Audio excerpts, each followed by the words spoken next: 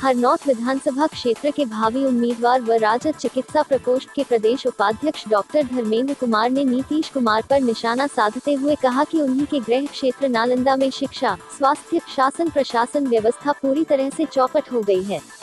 गौरतलब है कि चंडी प्रखंड में आज जांच शिविर लगाया गया था, जिसमें करीब 500 लोगों का मुफ्त में जांच कर उन्हें निःशुल्क परामर्श के साथ साथ दवाएं भी दिया गया।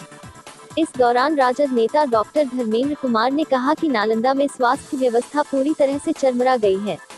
बिहार शरीफ सदर अस्पताल, हरनौत प्राथमिक स्वास्थ्य केंद्र समेत कई ऐसे सरकारी अस्पताल है जहां स्वास्थ्य व्यवस्था बिल्कुल ही फिसड्डी साबित हो रहा है। इलाज के नाम पर कोई सुविधा नहीं दिया जा रहा है। इतना ही नहीं, मुख्यमंत्री 7 निश्चय योजना में भी शामिल जितने भी काम हो रहे थे, वह काम पूरी तरह से सिर्फ फाइलों में ही सिमट के रह गया है।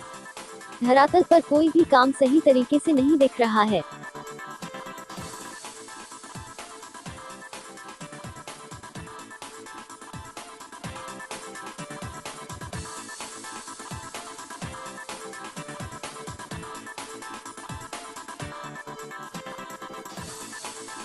हमारा लक्ष्य है कि हरनौत विधानसभा के जितने भी गरीब मरीज हैं, जो लाचार हैं, जो पैसे के अभाव में इलाज नहीं करवा पाते हैं, उनको सुनिश्चित किया जाए कि उनका इलाज यहीं पे हरनौत में ही हो जाए। और अगर उसमें से कोई गंभीर मरीज हैं, चाहे वो मोतियाबिंद के मरीज हो या दांत के रोग से भी गंभीर रूप से पीड़ित हो, उनका हम लोग वाहन के जरिए, निजी वाहन के जरिए, पटना में मेरा अपना हॉस्पिटल है, कृष्णा डेंटल आँख और दांत अस्पताल, वहाँ पे उनका मोतियाबिंद का ऑपरेशन प्लस दांत का भी इलाज करने की व्यवस्था की गई है।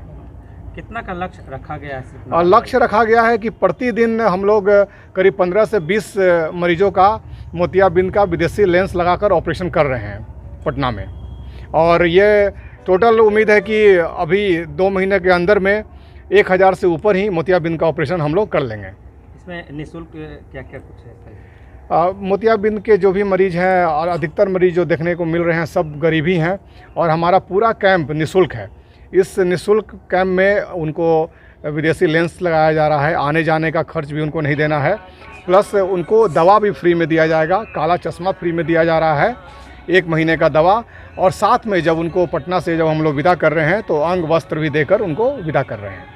विधानसभा नज़दीक है और इस परिवेश में आपका भी नाम आ रहा है कि हरनौत विधानसभा से आप उम्मीदवार के रूप में इस बार देखे जा रहे हैं, क्या कुछ कहेंगे इसके?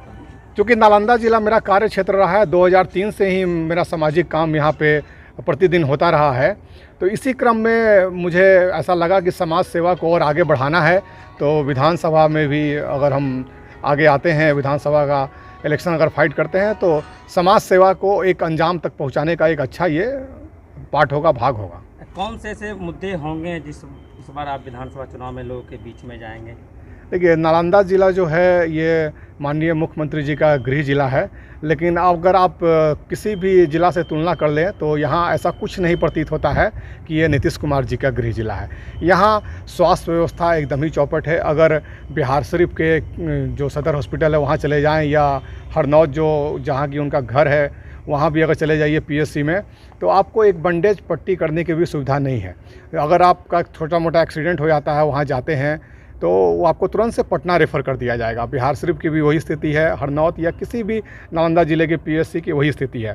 प्लस जो भी इनका बिहार सरकार का अपना, मुख्यमंत्री जी का जो अपना चल रहा है योजना, नल जल योजना, विद्युत हर घर बिजली योजना, ये सब पूरी तरह से यहाँ पे फाइलों में सिमट के रह गई है। आप चले जाइए किसी भी ग्रामीण इलाके में, रोड पे तो आपको लाइट दिख जाएगा, हाईवे से गुजर जाएंगे तो हो सकता है लाइट दिख जाए, लेकिन गांव में चले जाइए, मैं पिछले 6 महीना से यहाँ के गांव में घूमने का काम कर रहा हूँ, गांव में बिजली भी नहीं है, ना के बराबर ही है। और अगर कहीं जाते हैं आप तो तो अभी कुछ दिन पहले मैं कल्याण बिघा का ही गांव में गया हुआ था, तो वहाँ पे इस समय में जो अभी का जो समय है कि सभी जगह सड़क है, सभी जगह पुल है, लेकिन वहाँ पर एक गांव है, उस गांव में जाने के लिए चचरी पुल बना हुआ है। चचरी पुल मतलब बांस का पुल बना हुआ है। उस बांस के पुल के सहारे ही वहाँ के बच्चे स्कूल जाते हैं।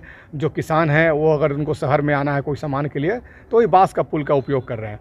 तो ये मतलब देखकर बहुत ही दुख होता है कि माननीय मुख्यमंत्री जी के जो घर है उसके पास में ऐसा स्थिति है, तो पूरे बिहार में क्या स्थिति होगी ये आप लोग खुद समझ सकते हैं।